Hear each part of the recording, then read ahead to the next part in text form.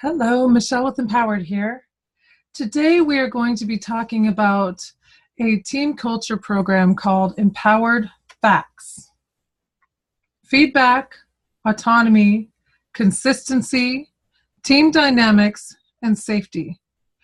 We believe that if we have these 5 elements, we have successful teams. Let's start with feedback. In our definition, it's candid communication, which is expected, encouraged, and appreciated amongst team members. We take the fear out of telling somebody that their zipper is down or that they're scaring our customers away with their bad breath or whatever it is. We want candid communication with each other. That means that if we have a problem with each other, we deal with it directly. Let's talk about direct versus latent conflict, because often we have to give each other feedback to avoid conflict, but also to deal with it. And sometimes giving feedback causes conflict. Direct conflict is in the moment, but if we don't deal with whatever it is that we have a problem with, it becomes latent or develops over time. It can be due to a number of causes. Have you ever had that coworker that just annoys the crap out of you for so many reasons you can't even name them anymore? Often these causes are not handled the right way. They are because of a lack of skill, and often it's not handled because of fear of conflict and bad feelings. So we just let the issue go and we don't say anything, and then it comes to avoiding that person. Sometimes it's just too risky. Perhaps it's a political risk, and there might be fallout, and your career could get damaged. You could be passed over for a promotion. And often, we don't address issues between each other because it's just unpleasant. We'd rather skip it in the moment and move on. Other times it's just too personal and not work-related, and you're not sure if you're the person who should deal with it or if you should even say something at all because it doesn't really relate to what's happening in the office. Another reason why people don't deal with conflict is because it's difficult to control sometimes. Sometimes we get worried that maybe we'll blow up or the other person will blow up, gang up, or otherwise the situation will get out of hand. There's a lot of things that cause us to avoid giving feedback to each other, especially the fear of conflict. Resolving conflict takes courage. There are going to be potential hurt feelings. Other people may judge you for it, but we need to stick to the goal of resolving the issue. Resolving conflict creates balance between your interests and the interests of others. It takes some preparation and thought. Before we go into it, we need to be prepared. But it gains respect among your team members. It shows leadership, especially if you resolve conflict with the heart of collaboration, coming together to solve issues, not telling them what they're doing wrong and why they're terrible, but coming together to move forward together as a team. Obviously, we're going to want to choose our battles. Now, if it's a low interest for you and low interest for them, maybe you do want to let it go until it becomes a repeat or problematic issue. Maybe it's just a knee-jerk thing that happened for one moment and it's over and it's done and it never happens again. We don't need to bother with it. What if it's low interest for you and high interest for them? Well, if you don't care and they do care, why not just agree or help them? All right, if it's high interest for you and low interest for them, they don't care, then advocate for your position and do it assertively. And then, of course, if both of you have high interest in the situation, collaborate. Use active listening skills to understand their point of view and seek to come to an agreement. A lot of the time, the way we handle conflict depends on our personality. Some people are more passive. A passive person tends to defer to others at my expense. If you sit too close to this guy on the bus, he's likely to just scoot over and let you have the rest of his seat so he doesn't have to say anything. Whoops. Then you've got the assertive person. Typically, she's the one that this guy goes to when there's an issue with a customer or something. Hey, can you handle this for me? And then, of course, there's the aggressive response. The aggressive person, if you sit too close to them on the bus, they're likely just to elbow you out of the way or stand up and yell at you or call you a jerk or whatever. We want to be the one with the assertive response, meaning that we're willing to say something and we're willing to look for the win-win in the situation. So if you have trouble with assertiveness, here's a track for you. It's in 3 steps. And the trick is to focus on a behavior. Let's use the same example here. You're sitting too close to me on the bus. I'm just going to name whatever the behavior is. If you're sitting too close to me, even if I think you're a creep, I'm not going to say, hey, you're being a creep right now, because that doesn't help us. But we can both agree that you're sitting awfully close. So name the behavior. Step 2, give a reason why it's a problem. With the attitude of, hey, it's not you, it's me, I'm feeling uncomfortable. You're sitting too close to me. I'm feeling crowded. Yes? Give a reason, because sometimes people just need to know why it's a problem. And then step 3, treat them like they're 2 and tell them exactly what to do. Now, when I say treat them like they're 2, I don't mean to be condescending. What I do mean, though, is think about 2-year-olds. They're little people with no boundaries. Big people with no boundaries, we can see as somebody else's 2-year-old in a big body. They're just somebody who needs help with some boundaries here. So you're sitting too close to me. I'm not okay with this. And step 3, tell them what to do. Scoot over, move over, go sit over there. Or we can offer choices if it's more appropriate, say in a work setting. Now, if it's somebody, just random person on the bus that I don't know that is creeping me out, I'm just going to tell them, move over, get away from me. However, when I have somebody who has rank in my life, like a coworker or a friend or somebody that I normally see, I need to offer a little more leeway there. So offer some choices. Hey, you're sitting really close to me. That's step 1. Step 2, I'm feeling really crowded. Step 3, do you want to scoot over or do you want to go sit over there? What do you want to do? Decide how much you want to soften it. Because you're sitting too close to me, I'm crowded, move over, is kind of bossy, yes. But with somebody else's 2-year-old, sometimes we have to be bossy to let them know the boundaries. Otherwise, people who have more rank in our life, will you scoot over? Do you mind scooting over? We're offering them a choice. We're softening it for them. Just be aware of when you soften things. Let's think about offering choices a little bit more. Let's use the top example here. There's a friend of yours who just constantly pulls his phone out and looks at it while you're speaking to them. You find it very rude and offensive. How are we going to say something? Step 1, let's name it. Hey, you're using your phone, like every time you speak with me, you get on your phone and start texting. What's up with that? It really bothers me because I feel like it's disrespectful. So what do you think we can do about that? And again, if it's somebody who has rank in my life and I feel like they're reasonable enough, I'll ask them for solutions. Or if I don't feel like they're up to that, I'll give them some choices. Do you want to use your phone when we're not talking, or do you want to not talk to me? What do you want to do? Moving on from feedback to autonomy. Autonomy is our ability to make choices in our workday. With a good autonomous workplace culture, our leadership encourages their team to solve problems and ask for help when needed. Team members take appropriate initiative.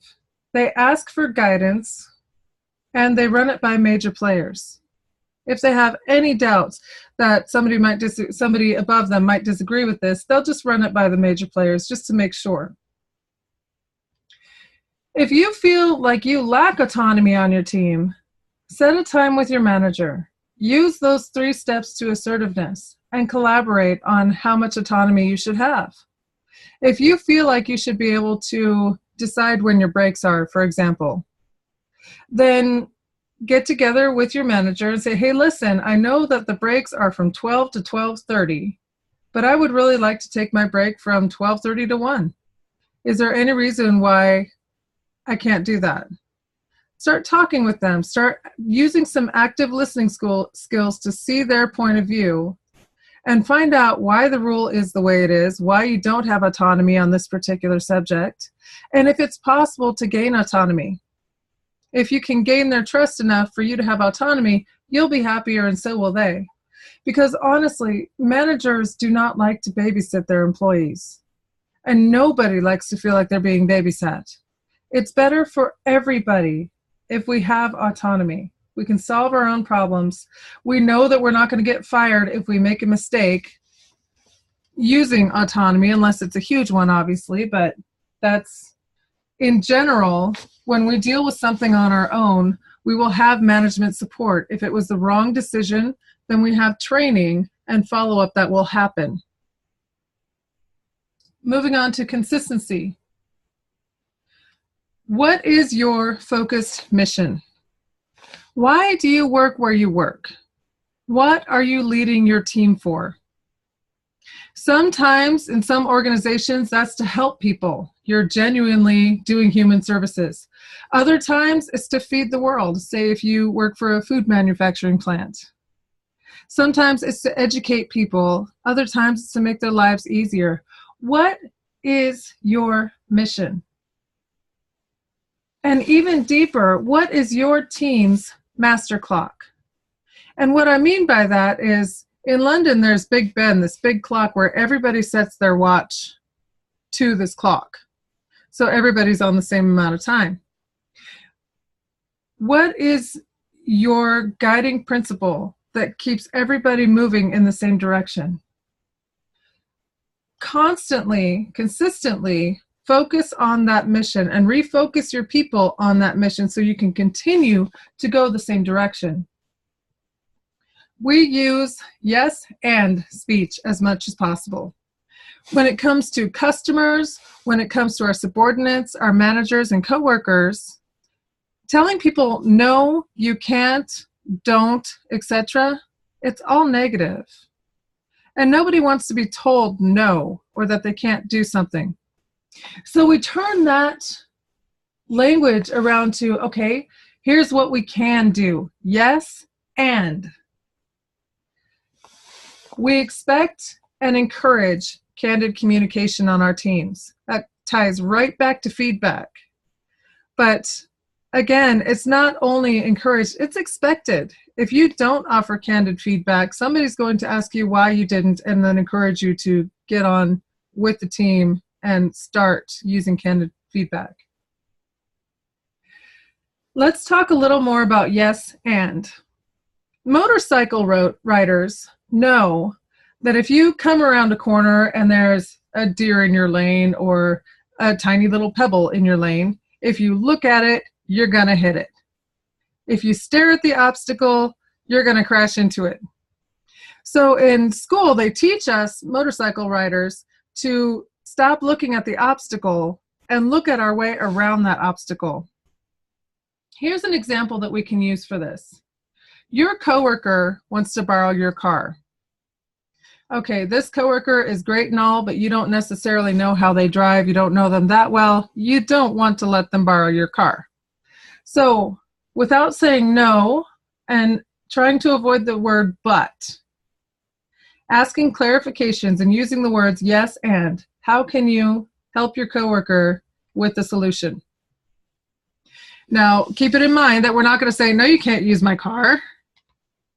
But here's how it goes. Coworker asks you, hey, can I borrow your car? One thing to do is to repeat the question. You want to borrow my car? And they'll give you clarifying information. Yeah, I just want to go up to McDonald's for some food. You eat food at McDonald's? Just kidding about that. But okay, now we know that our coworker just wants to go get some food. So ask some clarifying questions. Where's your car? Why aren't you driving? Okay. And then offer them some options aside from driving your car. Hey, can I borrow your car? Why do you want to borrow my car? Well, because I want to go get some food. Okay. Well, the bus line goes right to the door of McDonald's there. Or you can call an Uber or a Lyft. Do you have that on your phone? Or maybe Jane can take you. She happens to eat there every day. Try this. Try to go about your day avoiding the word no, can't, and but. Really interesting things can happen in your life if you're watching your positive language this way. Okay, the T in FACTS, team dynamics. We want to be helpful with each other for the betterment of the people that we serve and the company, our team, each other, and ourselves. It makes everything better. We are civil, friendly, and encouraging. And obviously, we keep it professional. We make sure that we are a supportive team, and we encourage our teams to be supportive, respectful, and positive. Let's talk about group dynamics, how teams grow and change, and groupthinks and the effects of groupthink. So let's talk about pecking order real quick. The basic pattern of social organization within a flock of birds, in which each bird pecks another lower in the scale without fear of retaliation and submits to the pecking of one of higher rank. We all have pecking order. We have our subordinates, we have our superiors when it comes to teams. Most of the time, this is how teams work. We have seniority otherwise, we have authority with each other, and we respect that authority. Now, if the bird on the right jumps and stands over to the left of the bird on the left, there's going to be a problem among the team. All these other birds are going to get indignant that this bird just jumped rank. For example, you don't boss your boss around, right? You keep your rank. When groups come together, what happens anytime something changes? You get a new employee, an employee leaves, you come together as a team on a project, whatever it is, there are some things that happen. First of all, the group starts forming. You're coming together. Then there's the storming phase where everybody decides what rank they have and what authority they have and where their talents lie in this group and where they could best contribute. Then you have norming, where you guys start getting into a groove. Everybody kind of found their spot. Michelle does great at PowerPoint. She's going to be the one doing the PowerPoint. Joe is an excellent presenter. He's going to be the one who does the speaking. Jane is a great writer. She can write out the material. And Bob can print out the materials and make sure that those are all in order. Whatever it is, we start norming. We've got our positions, we're good, and then we can perform as a group until somebody else joins or until somebody else leaves or another change happens. Then we go through this process all over again. Groupthink, as defined by Forbes Coaches Council, groupthink occurs when a team or organization becomes so similar in their outlook that they lose the ability to be creative in their decision making. The result is an environment where perspectives aren't challenged. Everybody always agrees. Some employees may even feel uncomfortable offering thoughts outside of the norm. They don't speak up anymore because this is the way we've always done it. This is the way we do it. And they could be seen as somebody who is stirring the pot or rocking the boat if they speak up. Over time, the products and services may weaken with the narrowed thinking that groupthink creates. If you have a team that always agrees with each other, it may be time to sit down and have a meeting and encourage someone to stir it up. Because if you don't have somebody who disagrees or challenges points of view or even acts as a devil's advocate, and you can do devil's advocate activities in your meetings when you're making decisions, choose a side of the table and say, okay, you guys are devil's advocate now. Give us an argument as to why not. You guys are the advocates. Give us more reasons why. Start brainstorming better if you find that you're always agreeing, because groupthink is dangerous to productivity. Most organizations have several departments. Each department has their own point of view. Start asking why, and we'll get into the whys in a minute here. A lot of the time, each department has the idea that we do this because it works. We've always done it this way. We're stuck in our own world. The IT department knows that things can happen this way, but the sales department needs things to happen that way. How can we come together on this? When all they hear from the IT department is, that's not going to happen. Let's talk about asking why, to really dig down to the facts of matters. We want to ask 5 times. Let's do some problem solving here. My car doesn't work. Why doesn't my car work? There's question 1. Well, because it won't start. Okay, why won't it start? It won't turn over. Question 3. All right, why won't it turn over? Let's just make it simple. Well, the battery is dead.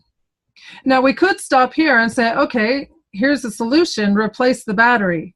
But we've only asked 3 questions, so let's ask a 4th. Why is the battery dead?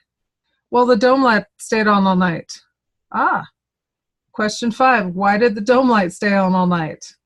Because it's faulty. All right, here's our solution. We're going to replace the dome light. Now, obviously, it's not so cut and dry in real life situations.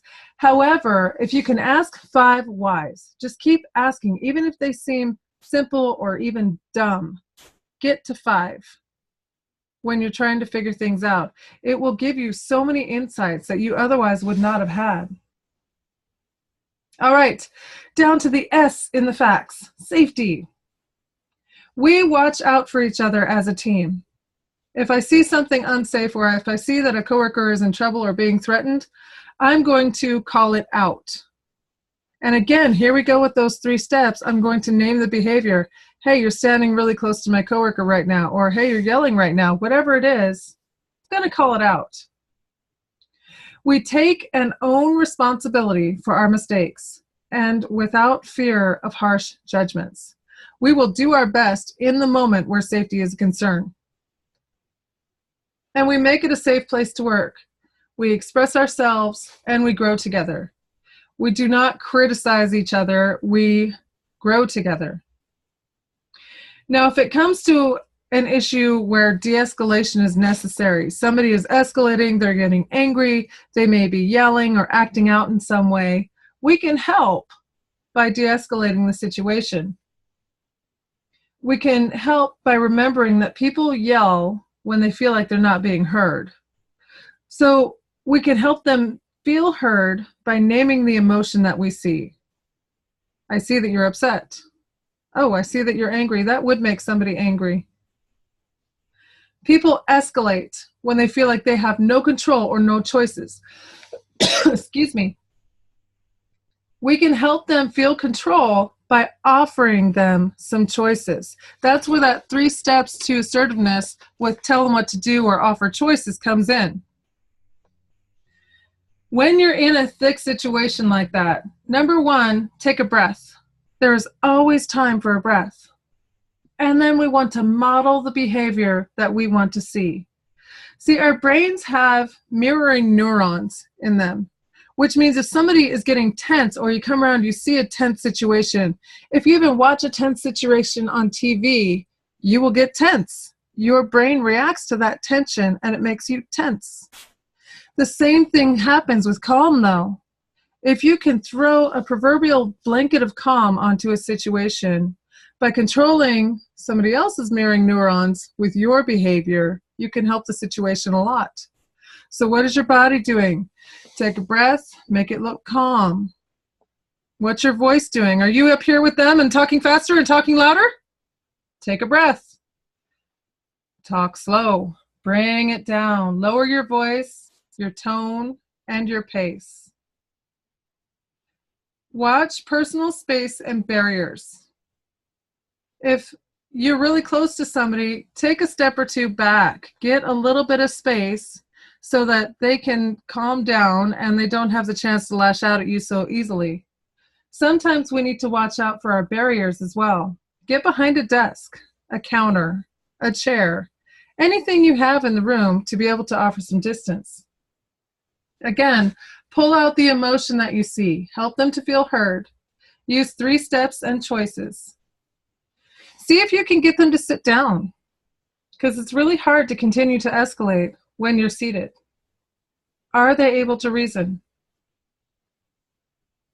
All right, to sum it up, candid feedback cuts out misunderstandings and allows us to be assertive with each other without and despite the fear of pushback or hurt feelings. Autonomy is healthy for every team. Ask for autonomy if you don't have it.